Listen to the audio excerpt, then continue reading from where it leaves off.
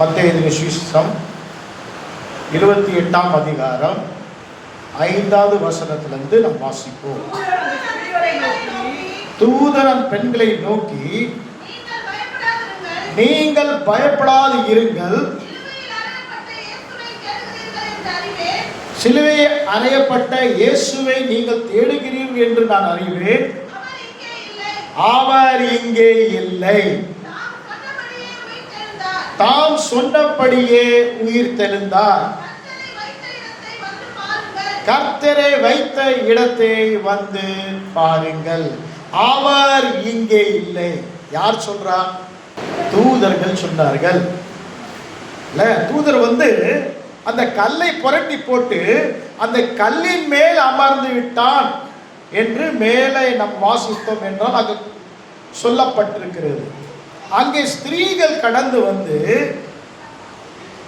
கர்த்தருடைய சரீரத்தை தேட வந்தார்கள். அப்ப தூதன் என்ன சொல்கிறான்? அவர் இங்கே, நீங்க தேடி வந்தவர் இங்கே இல்லை, இங்கே இல்லை. அவர் உயிர்த்தெழுந்தாருங்க. நீங்க மரித்த பிரேதத்தை தேடி வந்திருக்கிறீர்கள், அவர் இங்கே இல்லை. ஆமென், ஹல்லேலூயா. உயிர் தெழுந்து விட்டார். ஆமென். உயிர் தெழுந்தாரே, ஹல்லேலூயா. ஜெயித்திருந்தாரே, உயிரோடன் எழுந்த மீட்பரேசு சொந்தமானாரே. உயிரோடன் எழுந்த மீட்பரேசு சொந்தமானாரே. உயிர் தெழுந்தாரே. ஆமென், ஹல்லேலூயா. உயிர் தெழுந்த இயேசு நமக்கு என்ன ஆனாராம்? பாடினவர் என்ன சொல்றாரு? சொந்தமானாரு. ஆமென். இயேசு, உயிர் தெழுந்த இயேசு உங்களுக்கு சொந்தமாயிருக்கிறாரா? சொல்லுங்க, சொந்தமாயிருக்கிறவங்கள சொல்லுங்க. உயிர் தெழுந்த இயேசு எனக்கு சொந்தமாயிருக்கிறார். சத்தமே வரலையே. ஆமென், ஹல்லேலூயா. அப்புறம் வாசிங்க 28:7. சீக்கிரமாய் போய் மரித்தோரிலிருந்து எழுந்தார் என்று சீஷர்களுக்கு சொல்லுங்கள், அவர் உங்களுக்கு முன்னே கலிலேயாவுக்கு போகிறார், அங்கே அவரை நீங்கள் காண்பீர்கள். இதோ உங்களுக்கு சொன்னேன் என்றார். ஆமென், ஹல்லேலூயா. அவர் எங்க போகிறாரா? நீங்க போறதுக்கு முன்பாக அவர் போகிறார். நீங்க போய் சொல்லுங்க, இயேசு கிறிஸ்து ஆயிட்டாரு, அவர் இங்கே இல்லை. ஆமென், சொல்லுங்க. அவர் இங்கே, அவர் இங்கே இல்லை, அவர் உயிர் தெழுந்தார். நாங்க போய் சொல்லுவோம். சத்தம் வரல. ஆமென், நாங்க போய் சொல்லுவோம். ஒருத்தர் 2 பேர் தான் சொல்றீங்க, மீதி பேர்லாம் சொல்ல மாட்டீங்க பழகுது. அவர் இங்கே இல்லைங்க, அவர் மரணத்திலிருந்து உயிர் தெழுந்தார், அவர் எங்களுக்கு சொந்தமானார், அதை நாங்கள் போய் சொல்லுவோம். ஆமென். எத்தனை பேர் ஆமோதிக்கிறீங்க? நாங்க போய் சொல்லுவோம். இயேசு மரணத்தை வென்றார், உயிரோடு எழுந்தார், இன்றைக்கும் ஜீவிக்கிறார், மீண்டும் வரப்போகிறார். ஆமென், ஹல்லேலூயா. அதை போய் நாங்கள் சொல்லுவோம். அவர்கள்ட்ட சொல்கிறார், நீங்க போய் சொல்லுங்கள் என்று சொல்கிறார். அப்போஸ்தலர் 2ஆம் அதிகாரம் 24வது வசனம் எடுத்துகள் வாசிங்க பார்க்கலாம். அப்போஸ்தலர் 2:24. தேவன் அவருடைய மரண கட்டைகளை அவிழ்த்து அவரை எழுப்பினார். அவர் மரணத்தினால் கட்டப்பட்ட இருக்கக்கூடாது இருந்தது. ஒருவர் தான் இருந்தார் இந்த உலகத்திலே, மரணம் அவரை கட்டி வைக்க முடியவில்லை. ஆமென், ஹல்லேலூயா. உலகத்தில் அநேக பேர் அநேக காரியங்கள் சொல்லுகிறார்கள், ஜீவிக்கும் போது அநேக காரியத்தை சொல்லுகிறார்கள். ஆனால் அவர்கள் மரணத்தை அடைந்த பிறகு அந்த காரியம் நடவதே இல்லை. ஆனால் இயேசு கிறிஸ்து சொன்ன காரியம், அவர் மரணத்திலிருந்து அவர் உயிரோடு எழுப்பினார். ஏனென்றால் மரணம் அவரை கட்டி வைக்க முடியவில்லை. ஆமென், ஹல்லேலூயா. நாம் ஆராதிக்கிற தேவன் மரணத்தையும் பாதாளத்தையும் ஜெயித்தார். மரணமும் பாதாளத்தையும் ஜெயித்த நம் இயேசுவை நாம் ஆராதிக்கிறோம். பிரியமானவர்களே, அவர் மரணத்தை ஜெயித்தார். வாசிங்க, ஏசாயா எழுதின தீர்க்கதரிசன புஸ்தகம் 25ஆம் அதிகாரம் 8வது வசனம். ஏசாயா எழுதின தீர்க்கதரிசன புஸ்தகம் 25ஆம் அதிகாரம் 8வது வசனம். அவர் மரணத்தை ஜெயமாக விழுங்குவார். கர்த்தராகிய தேவன் எல்லா முகங்களில் இருந்து கண்ணீரை துடைத்து தமது ஜனத்தின் நிந்தையை பூமியில இராதபடிக்கு முற்றிலும் நீக்கிவிடுவார். கர்த்தரே இதை சொன்னார். ஆமென், ஹல்லேலூயா. யார் சொன்னார்? கர்த்தரே சொன்னார். என்ன சொன்னார்? அவர் மரணத்தை என்ன பண்ணுவாரா?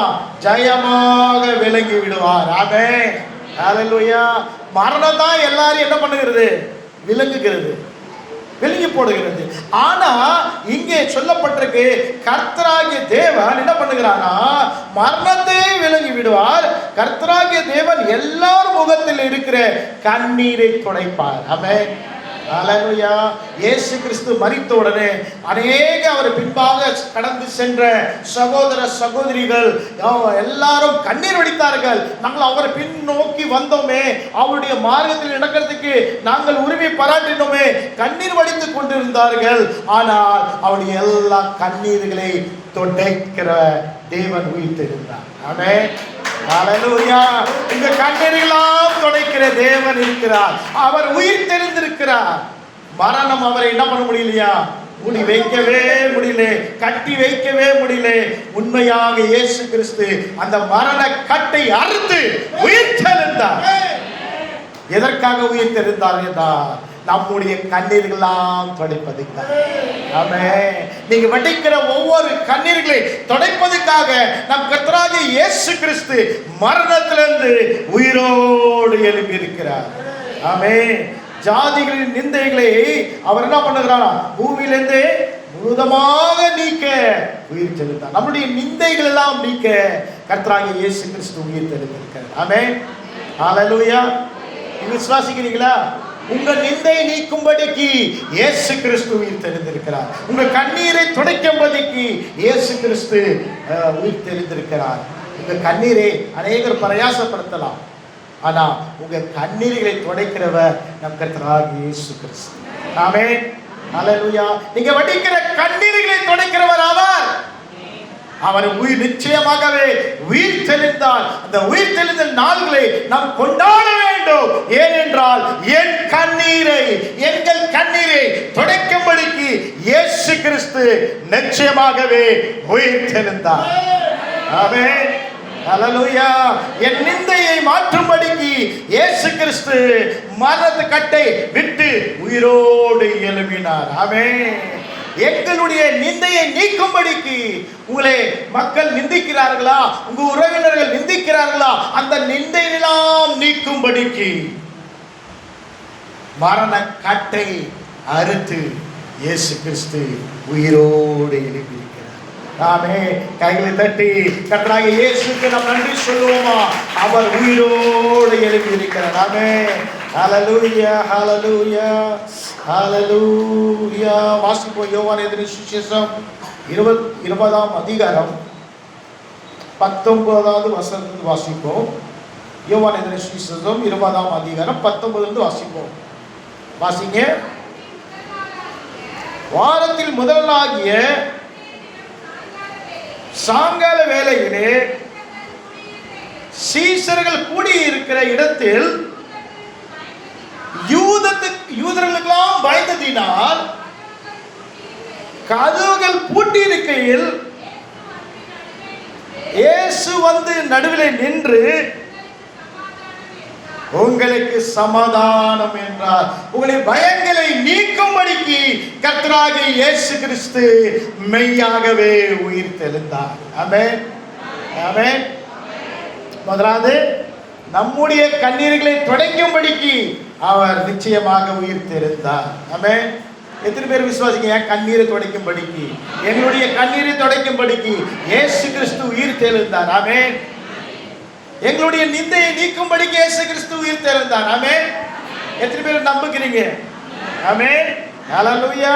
எங்களுடைய பயங்களை போக்கும்படிக்கு இயேசு கிறிஸ்து மரணத்திலிருந்து உயிர் தெழுந்தார். ஆமென். ஹல்லேலூயா. இவர்கள் பயந்து, ஒரு வீட்டிலே சீடர்கள் என்ன பண்ணுகிறார்களாம், ஒரு யூதருக்கு பயந்து கதவுகளை பூட்டி கொண்டிருக்கிறார்கள். அப்போது இயேசு அவர்களின் நடுவிலே அவர் வந்தார். ஆமென். வீடு பூட்டியிருந்தா பிரவேசிக்க முடியுமா?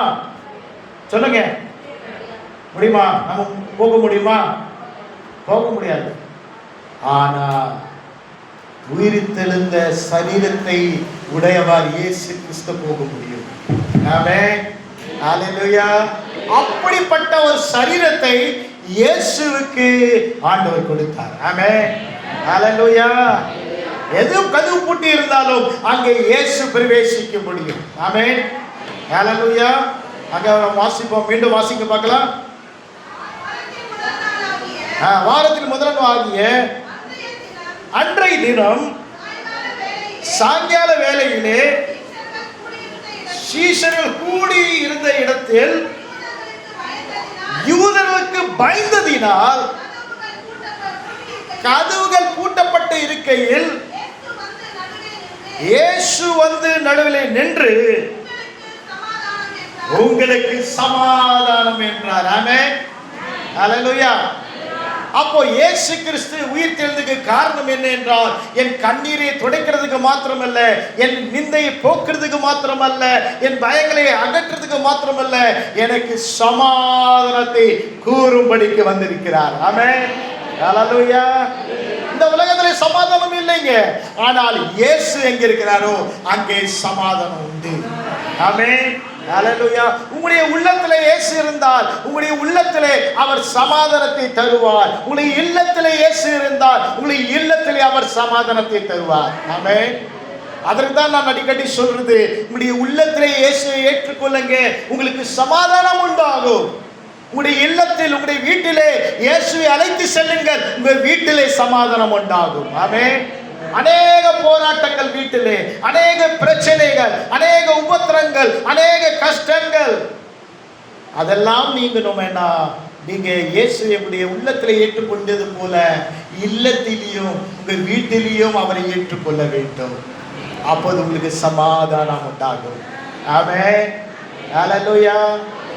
ஏற்றுக்கொண்டீங்களா? இயேசுவே, என் உள்ளத்திலே நான் இயேசுவை ஏற்றுக்கொண்டேன், என் இல்லத்திலையும் நான் இயேசுவை. இங்கிருந்து போகும்போது வெறும் கையோட இல்லை, வேற பிரியாணி பொட்டலத்தோட இல்லை, எப்படி போவேன்? இயேசுவை அழைத்து செல்வேன். என் வீட்டுக்கு அழைத்து செல்வேன். என் வீட்டிலே என்ன ஆக வேண்டும்? சமாதானம் உண்டாக வேண்டும். தொடர்ந்து வாசிங்க.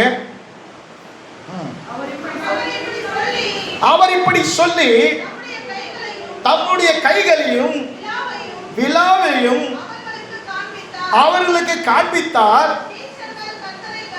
சீஷர்கள் கர்த்தரை கண்டு சந்தோஷப்பட்டார்கள். இயேசு கிறிஸ்து உயிரோடு எழும்பி அவரை அடைந்த கைகளையும் விலாவிலையும் அவர் காட்டின உடனே அவர்கள் சந்தோஷப்பட்டார்கள். ஆமென். ஹல்லேலூயா. இயேசு கிறிஸ்து உயிர் தெழுந்தால் நமக்கு நடக்கிற காரியம் என்ன? சந்தோஷம் வரும். ஆமென். ஹல்லேலூயா. ஹல்லேலூயா. நீங்கள் சந்தோஷம் அடைய வேண்டும் என்றால் இயேசு கிறிஸ்து உண்மையாக உங்களுடைய வாழ்க்கையில இருந்தால், உங்களுடைய இல்லத்தில் இருந்தால், உங்க இருதயத்தில் இருந்தால் அங்கே சமாதானம் மாத்திரம் இல்லை, சந்தோஷம் பொங்கும். ஆமென். ஹல்லேலூயா. சந்தோஷம் பொங்குதே, சந்தோஷம் பொங்குதே, சந்தோஷம் என்னில் பொங்குதே. ஹல்லேலூயா. இயேசு என்னை ரட்சித்தார், முற்றும் என்னை மாற்றினார், சந்தோஷம் என்னில் பொங்குதே. சொல்லுமா? சந்தோஷம் பொங்குதே, சந்தோஷம் பொங்குதே, சந்தோஷம் என்னில் பொங்குதே. ஹல்லேலூயா. இயேசு என்னை ரட்சித்தார், முற்றும் என்னை மாற்றினார், சந்தோஷம் என்னில் பொங்குதே. ஹalleluya. முதலாவது நான் சொன்னேன், இயேசு உயிரோடு எழும்பின உடனே நம் கண்ணீர்களெல்லாம் துடைத்தார். ஆமென். நம் நிந்தனையில, இரண்டாவது நான் சொன்னேன், அவர் என்ன பண்ணார்? நிந்தனைகளாம் மாற்றினார். மூன்றாவது சொன்னேன், உங்க பயங்கள் எல்லாம் என்ன பண்ணாரா? நீக்கி விட்டார். நான்காவதாக சமாதானத்தை தந்தார். ஆமென். ஹalleluya. ஐந்தாவது சந்தோஷத்தை தருகிறது. ஆமென். ஹalleluya. எத்தனை பேர் சந்தோஷம் இல்லாமல் வந்திருக்கிறீர்களோ, உங்க எல்லாருக்கும் ஆண்டவர் இன்றைக்கு சந்தோஷத்தினால் நிரப்ப போகிறார். ஆமென். சமாதானம் இல்லாமல் வந்திருக்கிறீர்களோ, உங்களுக்கு ஆண்டவர் சமாதானத்தினாலே நிரப்ப போகிறார். ஆமென். பயத்தோட வந்திருக்கிறீர்களோ, உங்களுடைய பயங்கள் எல்லாம் நீக்கி தைரியத்தின் ஆவியை ஆண்டவர் தரப்போகிறார். ஆமென். ஹalleluya. ஓ, நிந்தனையோடு இருக்கீங்களோ, உங்க நிந்தனையெல்லாம் ஆண்டவர் நீக்க அவர் சர்வ வல்ல தேவன் நம் நடுவிலே உண்டாகி கொண்டிருக்கிறார். எத்தனை பேர் கண்ணீரோடு வந்திருக்கிறீர்களோ, உங்களை கண்ணீரெல்லாம் துடைக்க இயேசு கிறிஸ்து உயிரோடு எழுந்திருக்கிறார். ஆமென். ஹalleluya. தொடர்ந்து வாசிக்க. அப்புறம் இயேசு மறுபடியும் அவரை நோக்கி, உங்களுக்கு சமாதானம் உண்டாவதாக, பிதா என்னை அனுப்பினது போல நானும் உங்களை அனுப்புகிறேன் என்றார். ஆமென். ஹalleluya. பிதாகிய தேவன் இயேசுவை இந்த பூலகத்திலே அனுப்பினார். எதற்கு என்றால், நம் அனைவரையும் ஏற்றுக்கொள்ளும்படிக்கு, ரட்சித்துக் கொள்ளும்படிக்கு, அவரை ஏற்றுக்கொள்ளும்படிக்கு பிதாகிய தேவன் இயேசுவை பூமியில் அனுப்பினார். ஆமென். ஹalleluya. அவர் அனுப்பினதால் தான் இயேசு வந்தார். ஆமென். இன்னைக்கு ஆண்டவர் என்னை அனுப்பினதால் தான் இங்கே வந்திருக்கிறேன். ஆமென். ஹalleluya. அதே இயேசு சொல்லுகிறார், நான் எப்படி பிதா அனுப்பினாரோ அப்படி நான் உங்களை என்ன பண்ண போறேன். ஹலோ, கவனிக்கிறீங்களா? காது உள்ளவர்கள் கேட்க கடவர்கள். வசனம் சொல்றது காது உள்ளவர்கள் என்ன சொல்றாரு? பிதா அனுப்பினது போல உங்களை நான் அனுப்புறேன். ஆமென். எத்தனையோ பேர் கண்ணீரோடு இருக்கிறார்கள். எத்தனையோ நபர்கள் என்ன பண்றாங்க? நிந்தனையோடு இருக்கிறார்கள். எத்தனையோ பேர் சமாதானமற்றவர்களாக இருக்கிறார்கள்.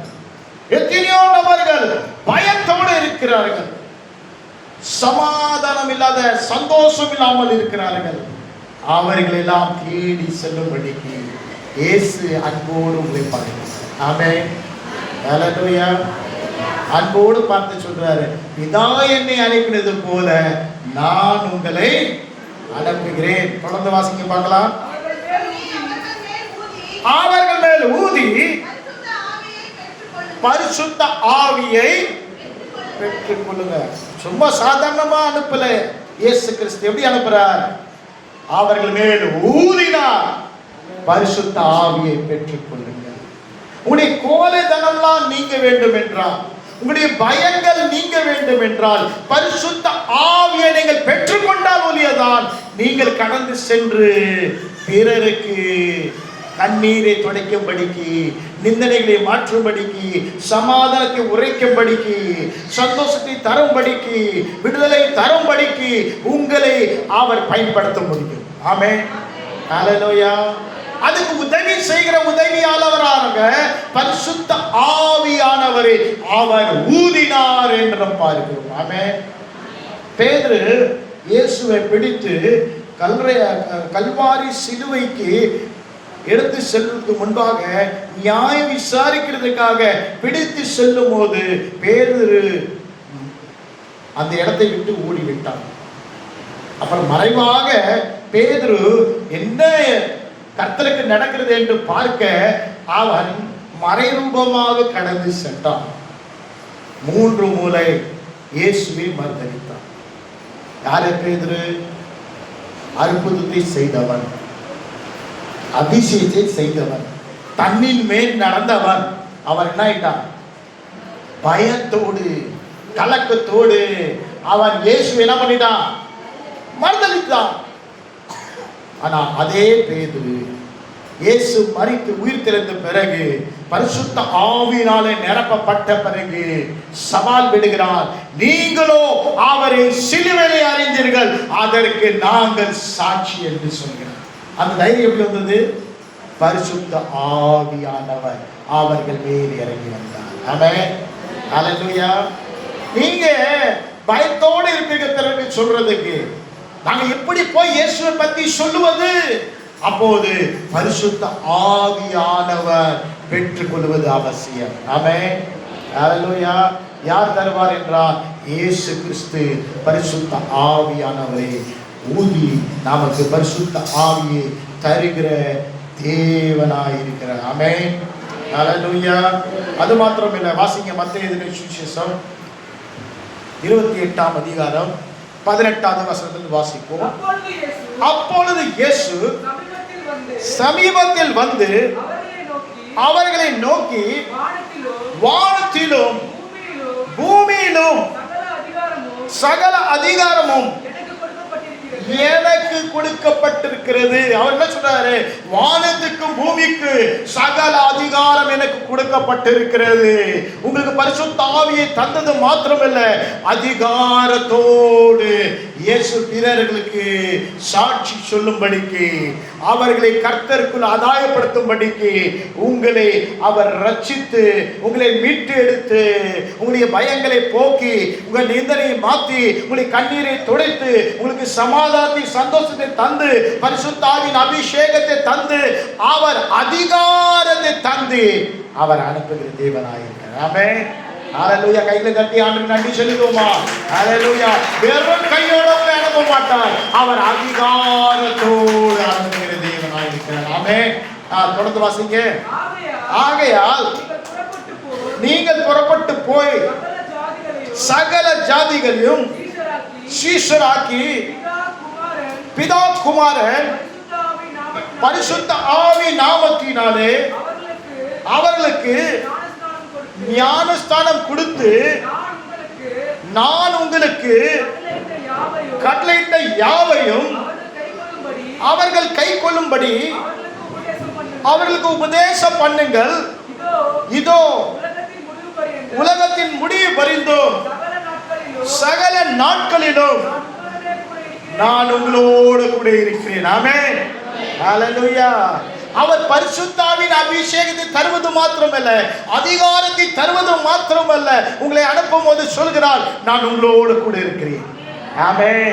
நீங்க தனிமையா இல்ல. நீங்க போய் ஆண்டருக்கு ஊழியம் செய்யும் போது, ஆண்டருக்கு மக்கள்கிட்ட போய் சந்திக்கும் போது நீங்க தனிமையில் இல்ல. நான் இந்த உலகம் முடிய வரைக்கும் உங்களோடு கூட இருக்கிறேன். ஆமென். ஹல்லேலூயா. ஹல்லேலூயா. இயேசு கிறிஸ்து உயிர் தெழுந்ததுக்கு காரணம் என்னுடைய கண்ணீரை துடைத்தார். ஆமென். என்னுடைய கண்ணீரை துடைத்தார். ஆமென். என்னுடைய என்ன பண்ணாரு? நிந்தையிலே மாற்றினார். ஆமென். எங்களுக்கு சமாதானத்தை தந்தார், சந்தோஷத்தை தந்தார். அவர் என்ன பண்ணாரு? பரிசுத்த ஆவியை தந்தார், அதிகாரத்தை தந்தார். ஆமென். நம் கடந்து செல்லும்படிக்கு, பிறர்களை ஆதாயப்படுத்தும்படிக்கு அவர் நமக்கு உறுத்துகிறார். நம்ம என்ன செய்யணும்? இப்ப பாருங்களேன், மார்க் எழுதின சுவிசேஷம் 16ஆம் அதிகாரம் 15, 16 வாசிப்போம். வாசிங்க. பின்பு அவர் அவர்களை நோக்கி நீங்கள் உலகமெங்கும் போய் சர்வ சிருஷ்டிக்கும் சுவிசேஷத்தை பிரசங்கிங்க. என்ன சொல்றாரு? உலகமெங்கும் போய், உலகமெங்கும் போலன்னா கூட பரவாயில்ல, உங்க இருக்கிற ஸ்தலத்துல அநேக மக்கள் கண்ணீரோடு இருக்கிறார்கள், நிந்தனையோடு இருக்கிறார்கள், சமாதானமற்றவர்களாக இருக்கிறார்கள், பயம் உள்ளவர்களாக காணப்படுகிறார்கள், கலக்கத்தோடு காணப்படுகிறார்கள்.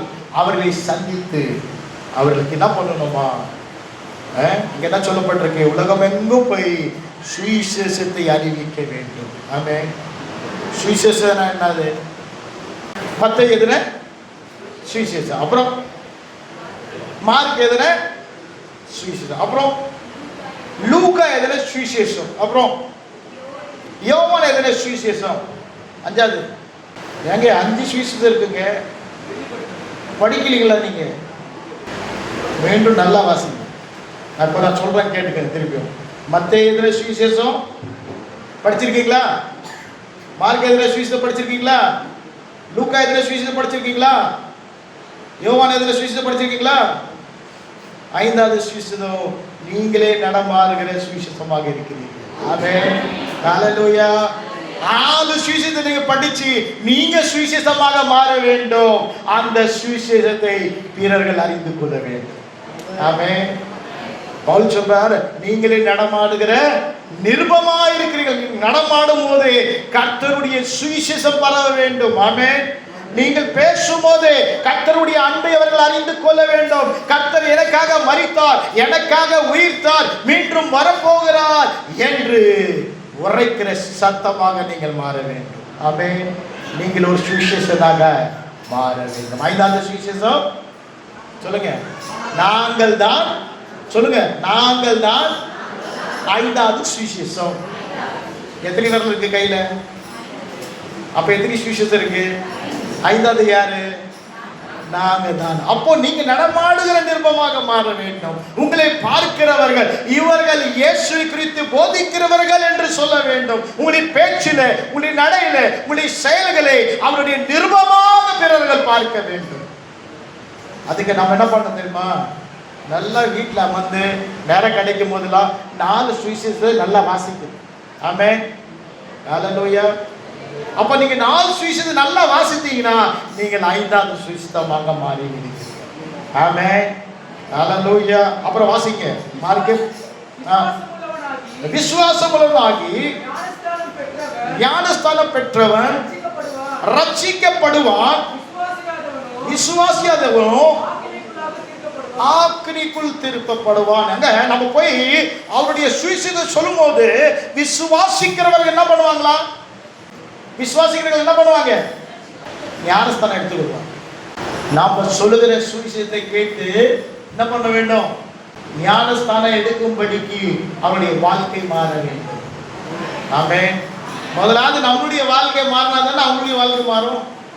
ஆமென். நம்முடைய பேச்சு மாறணும். என்ன மாறணும்? முதல் வாய் திறந்தா கெட்ட வார்த்தை தான், சண்டை தான், சச்சரவு தான், கோபம் தான், இதெல்லாம் மாறணும். ஆமென். ஹalleluya. ஆண்டவர் கோபப்படுத்த நம்ம இருக்க முடியுமா? நம்ம செய்கிற தவறுக்கு வாழ முடியுமா? ஆண்டவர் நம்ம மேல் பொறுமையுள்ளவராக இருக்கிறார். ஆமென். ஆமென். நமக்குள்ளேயும் அந்த பொறுமை இருக்க வேண்டும். ஆமென். ஹalleluya. அப்போ ஆண்டவரை மனிதர்கள் பார்க்கவில்லை, நம்மை அவர்கள் பார்க்கிறார்கள். இவர்கள் கிறிஸ்துவர்கள் என்று சொல்கிறார்கள், கிறிஸ்து உடையவர்கள் என்று சொன்னார்கள். இவங்க பேச்சு மாறல, இவங்க நடை மாறல, இவங்களுடைய பாவனை மாறல. எங்களுக்கு அந்த இயேசுவே வேண்டாம்னு சொல்லுவாங்க. இவங்க போறாங்க ஐயா சபைக்கு, ஆனா இவங்களுடைய வாழ்க்கையிலேயே மாற்றம் இல்லை. நம்ம பேசுறது நிறைய பேசுவோம், சுவிசேஷத்தை நிறைய சொல்லுவோம், ஆனால் வாழ்க்கை முறை பிறர்களை பாதிக்க வேண்டும். ஆமென். ஹalleluya. நீங்க பார்க்கறது 2 கண்ணால தான் பார்க்கறீங்க. உங்களை சுத்தீரும் 1000 கண்ணு பார்த்து கொண்டே இருக்கும். ஆமென். உங்களுக்கு தெரியாது. இது போல தண்ணி பிடிக்கிற இடத்துல இப்பெல்லாம் பிடிக்கிறீங்களே, நாங்கள் எல்லாம் போர் போட்டு பைப் போட்டு வீட்டுக்கு வந்துருச்சு. தண்ணியே முதல்ல என்ன பண்ணுவாங்க? எல்லாம் தண்ணி எடுக்க கிணத்துக்கு போவாங்க, பானி எடுத்துட்டு, இல்லைன்னா கொலா செட் எங்கே இருப்பாங்க தேடி போய் தண்ணி நிரப்புவாங்க. அப்போ எல்லாம் சகோதரிகள் சகோதரர்கள்லாம் தண்ணி பிடிக்க போவாங்க. அங்கே என்ன பண்ணுவாங்க? அங்கே அவங்களுக்கு சுபாவம் தெரியும். என்ன தெரியும்? ஹலோ, என்ன தெரியும்? சுபாவம் தெரியும். நான் கொஞ்சம் தண்ணி எடுத்துக்கிறேம்மா, விட்டுருவாங்களா? நான் இவ்வளோ நேரமா இங்கே நின்றுருக்கிறேன், நீ இப்போ வந்து நான் கொஞ்சம் தண்ணி எடுக்கிறேன்னு கேட்குறீங்கன்னு. சும்மா விட்டுருவோமா? நம்ம எங்க விட்டுருவீங்களா? சும்மா இல்ல பஸ்ல போனா பஸ்ல என்ன பாடுபடுத்தணும்? நம்ம சுத்தீரும் மக்கள் பார்த்து கொண்டே இருக்கிறார். ஆமென். ஹalleluya. நம்முடைய வாழ்க்கை மாறினால், நம்முடைய பேச்சு, நம்முடைய நடை, நம்முடைய பாவனை மாறினால், நம்மை பார்க்கிறவர்கள் நம்ம சொல்லாமலே நம்ம குடும்பத்தாரெல்லாம் ரட்சிக்கப்படுவார்கள். அதுதான் உண்மையான மாற்றம். எனக்குள்ள உண்மையான மாற்றம் வந்ததா, என்னை பார்க்கிற குடும்பத்தின் அங்கத்தினர்கள் மாற வேண்டும். ஆமென். என்னுடைய பேச்சு, என்னுடைய செயல்கள், என்னுடைய பாவனை வெளிப்படுத்த வேண்டும். நான் கிறிஸ்து உடையவன் என்று வெளிப்படுத்த வேண்டும். அப்போ நம்முடைய சுபாவம் மாற வேண்டும். பிறர்கள் அறிந்து கொள்ள வேண்டும் என்றால் என்னுடைய குணதிசயம் மாற வேண்டும். என்னை கண்டவர்கள், இயேசு சொன்னார், என்னை கண்டவர்கள் யாரை கண்டார்கள்? பிதாவை கண்டார்கள். பிதாவின் சுபாவத்தை வெளிப்படுத்துகிறார்கள். ஆமென். அப்போ இயேசுவை நாம் இயேசு உடையவர்களாக நாம் மாற வேண்டும் என்றால் இயேசுவை நம்ம ஏற்றுக்கொள்வது போதும். ஏற்றுக்கொள்றது மாத்திரமல்ல, நம்ம என்ன பண்ணணும்? இயேசுவை நம்முடைய வாழ்க்கையில என்ன பண்ணணும்? வெளிப்படுத்த வேண்டும். அப்போதான் நம்மை பார்க்கிறவர்கள் இவர்கள் உண்மையாய் இயேசுவை ஏற்றுக்கொண்டார்கள் என்று அவர்கள் கடந்து வரும். நம்ம என்ன பண்ணுவோம்? சுவிசேஷம் நிறைய சொல்லுவோம், ஆனா நம்முடைய வாழ்க்கையில என்ன பண்றது? கடைபிடிக்கிறது இல்லை. என்ன படிக்கிறது இல்லை? நம்முடைய பேச்சு சபைக்குள்ளவே நல்லா தான் பேசுவோம். இந்த பக்கத்து வீட்டுக்காரங்கிட்ட போய் கேட்டா உண்மையான கிறிஸ்துவர்களா இல்லையான்னு தெரிஞ்சிடும். ஆமென். நான் கேட்க வேண்டிய அவசியம் இல்லைங்களே, நீங்களே கேட்டு பாருங்களேன். உங்க பக்கத்து வீட்டுக்காரங்கிட்ட, ஏமா நான் சபைக்கு போறேன், பைபிள் எடுத்துட்டு போறேன், என் வாழ்க்கை எப்படி இருக்குமா இருக்குன்னு சொன்னா அவங்க உங்களை பத்தி சொல்லுவாங்க. அப்போ உங்களுக்கு தெரியும் நீங்க எப்படி இருப்பீங்க. ஆமென். நம்ம கிறிஸ்து உடையவர்கள்னா கிறிஸ்துவை தரித்துக் கொள்ள வேண்டும். ஆமென். கிறிஸ்துவின் சுபாவம் எனக்குள் வெளிப்பட வேண்டும். ஆமென். ஹல்லேலூயா. அப்ப நம்ம பார்க்கிறவர்கள் அந்த இயேசு எனக்கு வேண்டும் சொல்லுவாங்க. அந்த இயேசுவை நான் பற்றி கொள்ள வேண்டும், அந்த இயேசுவை நான் இயேசுடையவனாய் மாற வேண்டும் என்று சொல்வார்கள். அவர்கள் ஞானஸ்தானத்துக்கு ரெடி ஆயிருந்தார்கள். ஆமென். ஹல்லேலூயா. அப்ப நம்ம பேச்சில, நம்முடைய நடையில, நம்முடைய சுபாவத்துல கர்த்தராகிய இயேசுவை பிரதிபலிக்கிறவர்களாக நாம் மாற வேண்டும். வாசிங்க 1 பேதுரு 2ஆம் அதிகாரம் 21வது வசனம் தொடர்ந்து வாசிப்போம். 1 பேதுரு 2ஆம் அதிகாரம் 21ல இருந்து வாசிப்போம். வாசிங்க பார்க்கலாம். இதற்காகவே நீங்கள் அழைக்கப்பட்டிருக்கிறீர்கள், ஏனெனில் கிறிஸ்து உங்களுக்காக பாடுபட்டு அவருடைய அடிச்சூடை தொடர்ந்து வரும்படிக்கு உங்களுக்கு மாதிரி வைத்து போனார். இயேசு கிறிஸ்து என்ன பண்றாரு? அவர் உங்களை அழைத்திருக்கிறார். கிறிஸ்து எதற்கு அழைத்திருக்காருன்னா அவருடைய அடிச்சூடலை நீங்க நடக்க வேண்டும். யாருடைய அடிச்சூடு? என்னுடைய அடிச்சூடு இல்லை. யாருடைய அடிச்சூடு? கிறிஸ்துவுடைய அடிச்சூடலை நீங்க நடக்க வேண்டும். கிறிஸ்து போல நீங்கள் பிரதிபலிக்க வேண்டும். ஆமென். வாசிங்க தொடர்ந்து. அவர் பாவம் செய்யவில்லை, அவருடைய வாயிலே வஞ்சனை காணப்படவில்லை. அவருடைய வாயில என்ன இல்லை? வஞ்சனை காணப்படவில்லை. அவர் வையப்படும் போது பதில் வையாமலும். அப்போ நம்ம வையப்படும் போது என்ன பண்றோம்? நம்ம ஹலோ சபையில நம்ம நீதிமான்கள், பரிசுத்தவான்கள், பரிசுத்தவான்கள், பரிசுத்தவான்கள். வெளியே நம்ம வையப்படும் போது யாராவது நம்மளை திட்டா, யாராவது நம்மளை கோபப்படுத்திட்டா நம்ம சுபாவம் எப்படி மாறுது? ஹலோ சொல்லுங்க. நான் சொல்றது உங்களுக்கு விளக்கலையா? புரியுதா புரியலையா? வருதா? மாற்றம் வரலன்னு அர்த்தம். சமாதானமா பொறுமையா இருக்க முடியுதா? யாராவது கொஞ்சம் நம்மள ஏதாவது சொல்லிட்டா போதும், தட்டுலாம். ஹலோ என்ன பறக்கும்? எது பறக்குதோ இல்லையோ வீட்டுல என்ன பறக்கும்? தட்டு பறக்கும், ஸ்பூன் பறக்கும், ஆமென், எல்லாம் பறக்கும். சத்தம் பக்கத்துக்கு கேட்கும். என்னங்க கொஞ்ச நேரம் போனால்தான் நல்லா பாட்டு பாடி துதிச்சாங்க, பாடினாங்க, கர்த்தர் நல்லவர் என்று பாடினார்கள். இப்ப தட்டெல்லாம் பறக்கிறது, சாட்சி போயிடுச்சு. ஆமென். நமக்கு சாட்சி முக்கியம். ஆமென். நம்ம சுத்தில வாழ்கிற மக்கள் இன்னும் இயேசுவை அறியவில்லை. ஏன் அறியவில்லை என்றால் நாம் காரணமாக இருக்கிறோம்.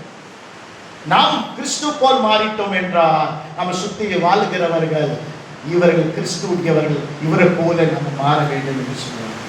ஆமென். ஹல்லேலூயா. அவர்கள் ரட்சிக்கப்படணும். என சுபாவத்தில் மாற்றங்கள் வர வேண்டும். நாம் வையப்படும் போது நாம் வையாமல் இருக்க வேண்டும். தொடர்ந்து வாசிங்க. அப்புறம் என்ன சொல்லப்பட்டிருக்கு? பாடுபடும் போது பயமுறுத்த பாடுபடும் போது என்ன பண்றாங்க? பயமுறுத்தாமலும் நியாயமாய் தீர்ப்பு செய்திடத்தில் தம்மை ஒப்புவித்தார். இயேசு கிறிஸ்து நியாயமாய் தீர்ப்பு செய்கிற பிதாவே தேவனிடத்தில் ஒப்பு கொடுத்தார். நம்ம என்ன பண்றோம்? அவர்கிட்ட ஒப்பு கொடுக்கணும் அவசியம் இல்லைங்க. நானே டைரக்டா என்ன பண்ணிடுறேன்? அவரெல்லாம் இறங்கி வந்து அவங்களுக்கு நியாயம் செய்யணும்னு அவசியம் புரியுதா நான் சொல்றது? அவர் வந்து நியாயத்திருக்க வேண்டியது அவசியம் இல்லைங்க. நாங்களே நியாயத்திருக்கிறோம், நாங்களே திட்டிடுறோம், நாங்களே அவங்களை அடிக்கணும், அவங்கள என்ன பண்ணணும்? கெட்ட வார்த்தை பேசணும், ஒரு 2 கெட்ட வார்த்தை பேசணும், எல்லாம் பண்றதுக்கு நாங்க ரெடியா இருக்கிறோம். நம்ம பேசுனா ஆண்டவர் நியாயம் இருப்பாரா? ஆண்டவர் சொல்றா, நீ மௌனமாய். ஆமென் ஆமென். என்ன சொல்றாரு? நீ மௌனமாய் இரு சொல்றான். ஆமென் ஹல்லேலூயா. ஆனால் என்ன நடந்தாலும் சரி நான் கிறிஸ்துவை பிரதிபலிப்பேன். ஆமென். எனக்காக ஒரு மரித்தெழுந்து உயிர் தெளிந்தார். நான் பிறருக்கு சாட்சியாக இருப்பேன். என்னை கண்டவர்கள் இயேசுவை காண வேண்டும். என் பேச்சிலே என் செயலிலே அவர்கள் இயேசுவை அறிந்து கொள்ள வேண்டும் என்று நாம் வாழ வேண்டும். ஆமென் ஹல்லேலூயா. நம்முடைய வாழ்க்கை கண்டு அவர்கள் ரட்சிக்கப்பட வேண்டும். பிரியமானவர்களே, அவர் ரட்சகரை ஏற்றுக்கொள்ள வேண்டும். அதுக்கு தான் நாம் வாசிக்கிறோம். அங்கே வாசிக்கிறோம் 16 வாசிங்க. மார்க்கு மீண்டும் மார்க்கு 16 எடுத்து வாசிங்க. விசுவாசம் உள்ளவனாகி ஞானஸ்தானம் பெற்றவன் ரட்சிக்கப்படும். யார் விசுவாசிக்கிறானோ, அவன் ஞானஸ்தானம் இருக்கிறானோ, அவன் ரட்சிக்கப்படுவான். ஆமென். விசுவாசம் இல்லாமல் ஞானஸ்தானம் எடுத்தால் என்ன கிடைக்காது? ரட்சிப்பு கிடைக்காது. அப்போ விசுவாசம் உள்ளவன் எவனோ ஞானஸ்தானம் எடுத்தால் ரட்சிக்கப்படுவான். விசுவாசிக்காதவனோ ஆக்கினிக்குள் ஆக்குவான். அவன் நமக்கு ஒன்று சொல்ல தேவையில்லை. நம்ம வாழ்க்கையில இயேசுவை நாம் பிரதிபலிக்க வேண்டும். இயேசுவை சுவிசேஷம் சொல்வது நம்ம மேல் விழுந்த கடமையாகும். ஆமென் ஹல்லேலூயா. 1 கொரிந்தியர் 9ஆம் அதிகாரம் 16வது வசனத்தை யாராவது எடுத்து வாசிக்க பார்க்கலாம். 1 கொரிந்தியர் 9:16. சுவிசேஷத்தை நான் பிரசங்கித்து வந்து மேன்மை பாராட்ட இடமில்லை. சுவிசேஷத்தை நான் பிரசங்கித்தாலும் நான் மேன்மை பாராட்ட எனக்கு இடம் இல்லை. அது என் மேல் விழுந்த கடமையாகும். ஆமென். யார் மேல கடமை சொல்லுங்க? சுவிசேஷத்தை பிரசங்கிக்கிறது என் மேல் விழுந்த, சொல்லுங்க, கைகளை வைத்து சொல்லுங்க. சுவிசேஷத்தை அறிவிப்பது, கைகளை வைத்து சொல்லுங்க. சுவிசேஷத்தை கைகளை வைத்து சொல்லுங்க. மீண்டும், சுவிசேஷத்தை அறிவிப்பது என்னுடைய கடமை. இல்லைனா எனக்கு ஐயோ. யார் சொல்ற? பவுல் சொல்ற. எனக்கு ஐயோங்க, நான் சுவிசேஷத்தை பிரசங்கிக்க வேண்டும். என்ன நடந்தாலும் சுவிசேஷத்தை நாம் பிரசங்கிக்க வேண்டும். அதற்காகவே இயேசு கிறிஸ்து நம் கண்ணீரை துடைத்திருக்கிறார், நம் நிந்தனையை மாற்றிருக்கிறார், நம் பயத்தை நீக்கியிருக்கிறார், நம் கலக்கத்தை மாற்றிருக்கிறார், நம் வியாதியை சுகமாக்கி இருக்கிறார், நம் சாபத்தை முறித்திருக்கிறார், சத்துடைய பிடியிலிருந்து நம்மை மீட்டு எடுத்திருக்கிறார், எல்லாம் செய்வன மாங்கல கட்டை உடைத்திருக்கிறார். நமக்கு சமாதானத்தை தந்திருக்கிறார், சந்தோஷத்தை தந்திருக்கிறார், ரட்சிப்பை தந்திருக்கிறார், நம்மை மீட்டு எடுத்திருக்கிறார். விசுவாசித்து என்ன பண்ணணுமா? 16 சொல்லுது. சொல்லுது விசுவாசம் உள்ளவனாகி ஞானஸ்தானம் பெறவன் ரட்சிக்கப்படுவான். எத்தனை பேர் ஞானஸ்தானம் எடுக்கலையோ? நீங்க விசுவாசிக்க உண்மைதான். என்ன எழுதணும்? ஞானஸ்தானம் எடுக்கணும். அப்பதான் என்ன கிடைக்கும்? ரட்சிப்பு கிடைக்கும். ஆமென். என்ன சொல்லப்படுது? விசுவாசம் உள்ளவன் என்ன பண்ண வேண்டும்? ஞானஸ்தானம் எடுத்தால் அவன் என்ன பண்ணுவானா? ரட்சிக்கப்படுவான். வாசிப்போம். அப்போஸ்தலர் 2ஆம் அதிகாரம் 41 42வது வசனம் எடுத்து வாசிங்க பார்க்கலாம். அப்போஸ்தலர் 2ஆம் அதிகாரம் 41. அவருடைய வார்த்தையை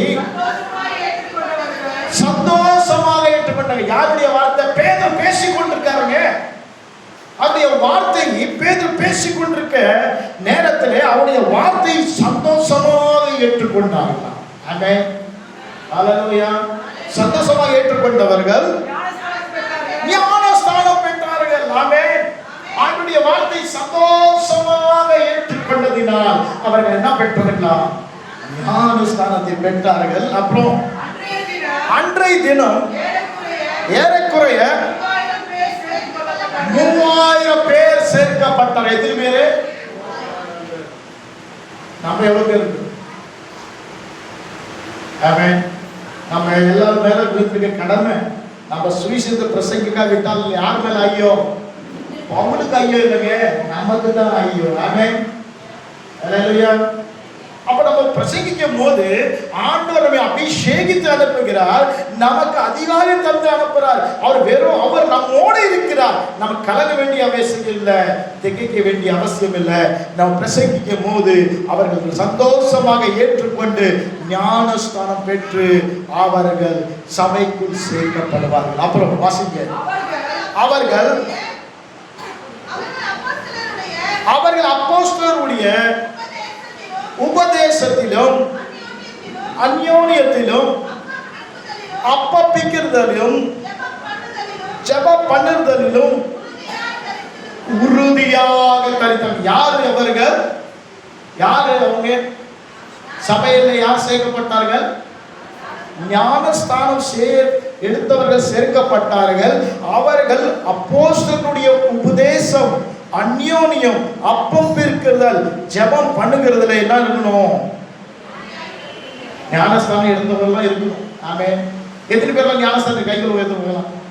எவ்வளவு பேர் ஞானஸ்தானம் எடுத்திருக்கீங்க? யார் யார் எடுத்திருக்கீங்க? ஆமென். சந்தோஷம். அப்ப என்ன சொல்றாரு அவரு? நீங்க ஞானஸ்தானம் எடுத்திருக்கீங்களே, அப்போஸ்தலர் உபதேசத்திலே, அப்ப ஊழியர்கள் கொடுக்கிற உபதேசத்திலே, அப்போஸ்தலர் சபை கொடுக்கிற உபதேசத்துல நீங்க இருக்க வேண்டும், அந்யோன்யத்தில் இருக்க வேண்டும், அப்பம் பிக்கிறதுல இருக்க வேண்டும், ஜெபத்திலேயே நீங்கள் இருக்க வேண்டும். அப்புறம் என்ன சொல்லப்படுகிறது? உறுதியாக தரித்திருக்க வேண்டும். எதை தரித்திருக்கணும்? சபையிலே உறுதியாக தரித்திருக்க வேண்டும். ஆமென். ஹல்லேலூயா. நம்ம சேர்ந்து வரதா சபைங்க. ஆமென். ஹல்லேலூயா. நம்ம தான் சபை. ஆண்டவர் நம்மை சபையிலே இணைத்திருக்கிறார். நம்ம உறுதியாக தரித்திருக்க வேண்டும்.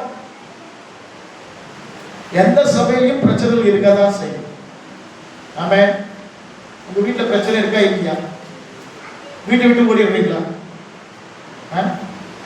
ஹலோ. பிள்ளைங்கனால பிரச்சனை, மாமியார்னால பிரச்சனை, மருமகள்னால பிரச்சனை, கணவனால பிரச்சனை, மனைவினால பிரச்சனை, குடும்பம் அப்படிதான் இருக்கும். பிரச்சனைகள் இருக்கும். ஆனா என்ன பண்றோம்? நம்ம வீட்டை விட்டு ஓடிடுறோமா? ஓட மாட்டோம். சபை ஒரு வீடுங்க, ஜப வீடு. ஆமென். பிரச்சனை வந்தாலும் என்ன பண்றோம்? தொண்டை காலத்துடைய காலம் ஓடக்கூடாது, உறுதியாக தரித்திருக்க வேண்டும். அதுதான் சொல்லப்பட்டிருக்கு. ஜெபத்திலே உறுதியாக நீங்கள் தரித்திருக்க வேண்டும்.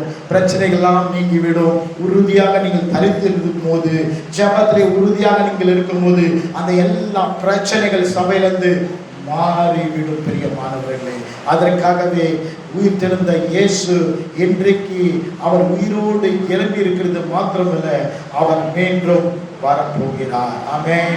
ஹல்லேலூயா. எடுத்து வாசிங்க. எபிரேயர் 13ஆம் அதிகாரம் 14வது வசனம். எபிரேயர் 13:14. நிலையான நகரம் நமக்கு இங்கே இல்லை. அவர் சொல்றார், எபிரேயர் எழுதுறவர் சொல்றார், நிலையான நகரம் இந்த உலகத்தில் இல்லைங்க, நமக்கு நிலையுள்ள ஒரு நகரம் இருக்கு. ஆமென். அல்லேலூயா. இயேசுவை ஏற்றுக்கொள்கிறவர்கள், இயேசுவை விசுவாசிக்கிறவர்கள், இயேசுவுக்காக ஞானஸ்தானம் எடுத்து ரட்சிக்கப்படுவதற்கு நிலையான ஒரு நகரத்தை அவர் வைத்திருக்கிறார். இந்த உலகத்துல நிலையான நகரம் இல்லை. நம்ம இருக்கிறதுக்கு, நமக்கு இருக்கிறதுக்கு இடம் இருக்கு, ஆனா நிலையான ஒரு நகரம் உண்டு. வாசிங்க. வாரப்போகிறதே நாடி தேட வேண்டும். எது வரப்போகுது? பரலோகம் இறங்கி வரப்போகிறது. ஆமென். ஹல்லேலூயா. அதை நாம் நாடி தேட வேண்டும். ஆமென். ஹல்லேலூயா. கையை தட்டி ஆண்டவருக்கு நன்றி செலுத்துவோம். நமக்காக நிலையுள்ள ஒரு நகரத்தை ஆண்டவர் படைத்திருக்கிறார், உருவாக்கி வைத்திருக்கிறார். அந்த நிலையான நகரத்தை நம்ம நாம என்ன பண்ண வேண்டும்? நாடி தேட வேண்டும். நிலையான நகரம் இங்கே இல்லை. கடைசியாக ஒரு வசனத்தை வாசித்து நம் ஜபத்துக்கு கடந்து செல்வோம். வெளிப்படுத்தல் 20ஆம் அதிகாரம் 4வது வசனம். அன்றியும் நான் சிங்காசனத்தை கண்டு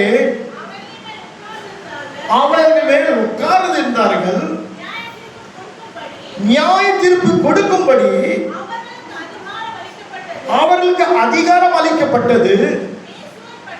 இயேசுவை பற்றிய சாட்சி நிமித்தமும் தேவனுடைய வசனத்தை நிமித்தமும்